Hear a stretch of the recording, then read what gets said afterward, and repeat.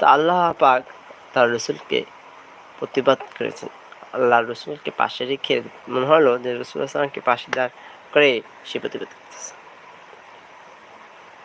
যেমন সূরা লাহাব, আল্লাহ রাসূল সাল্লাল্লাহু আলাইহি ওয়াসাল্লাম সাফা মারওয়ায় দাঁড়িয়েছেন আর দাঁড়িয়ে বলতেছিলেন কথাগুলো যে কে আছো, আমি যদি বলি এই পাহাড়ের উপরে শত্রু দল দাঁড়িয়ে রয়েছে, ডাকাত দল দাঁড়িয়েছে, তোমরা কি বিশ্বাস করবে? তারা বলল অবশ্যই তুমি সাদিক, তুমি আল আমিন। যখনই বলল যে আমি তোমাদেরকে জাহান্নাম থেকে বাঁচাতে চাই, আগুনের পথ থেকে বাঁচাতে চাই, কথা বলতে বলতে এক পর্যায়ে আবু লাহাব বলল, হে মুহাম্মদ বংশ হইতে তাব্বাত লাকা ইয়া মুহাম্মদ।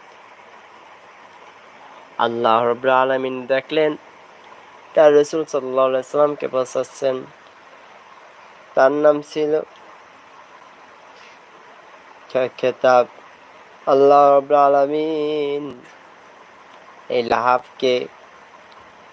সম্পর্কে আল্লাহ বলেন তাব্বাত ইয়াদা আবি লাহাবিন ওয়া তাব। লাহাবের দুইটি হাত ধ্বংস হয়ে যাক। এই কথা আল্লাহ পাক সাথে সাথে উত্তর দিয়ে দিলেন। আল্লাহ রাব্বুল আলামিন ঠিক সেই রকমই আল্লাহ পাক এই জন্য আলিফ লাম ব্যবহার করলেন।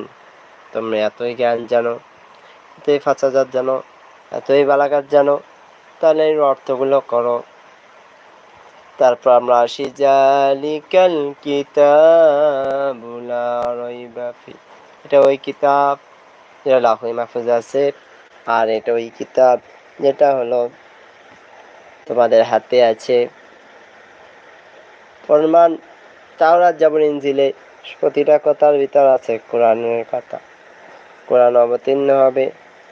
আল্লাহ রাব্বুল আলামিন পবিত্র কোরআনুল কারীমে বলেন আলিফ লাম মিম যালিকাল কিতাবু লা রাইবা ফিহি। এটা ওই কিতাব যার ভিতরে কোনো সন্দেহ সংশয় কোনো ভুল ত্রুটি নেই, সন্দেহ করা যাবে না।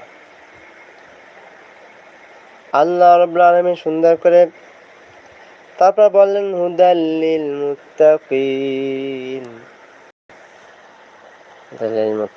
যারা ভয়, যেহেতু আমি আল্লাহকে ভয় করে, তাদের জন্য এটা পথ প্রদর্শক কিভাবে চলবে। আল্লাহ রাব্বুল আলামিন বললেন তারা কারা, তাদের জন্য এই কোরআন সুবিধাভাবে পথ চলতে পারবে। তারা হলো আল্লাযীনা ইউমিনুনা বিল গায়বি, যারা অদৃশ্যের প্রতি বিশ্বাস করে। অদৃশ্যের প্রতি বিশ্বাস করে। আল্লাযীনা ইউমিনুনা বিল গায়বি ওয়া ইউকিমুনাস সালাহ, সমাজে নামাজ প্রতিষ্ঠা করে। ওয়া মিম্মা রাযাকনাহুম ইউনফিকুন, আমি আল্লাহ যে সব রিজিক দিয়েছি তা থেকে ব্যয় করে। আল্লাহ রাব্বুল আলামিন এই কথা জানিয়ে দিলেন। তারপর বললেন এই কাজগুলো যদি আপনি বিশ্বাস করে নামাজ পড়লেন না, নামাজ প্রতিষ্ঠা করার কথা বললেন, খালি প্রতিষ্ঠা করো। কিন্তু আপনি নামাজ পড়লেন না, তা আপনি বলেন এই নামাজ না পড়েন আপনার ঈমান থাকবে না। আল্লাহ রাসূল সাল্লাল্লাহু আলাইহি ওয়াসাল্লাম বলেন ফাকাদ কাফারা মুতাআম্মিদান ফাকাদ কাফারা।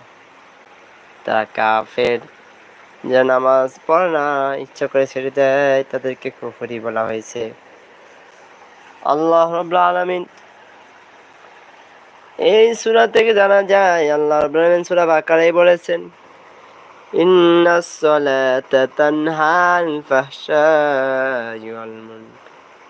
সে নামাজ খারাপ কাজ থেকে রক্ষা করেন। এই জন্য নিশ্চয় নামাজ খারাপ অশ্লীল কাজ থেকে দূরে রাখে। আমার চোখে ঘুম আসছে। আলহামদুলিল্লাহ আলামিন। আপনারা তো আমার ভিডিও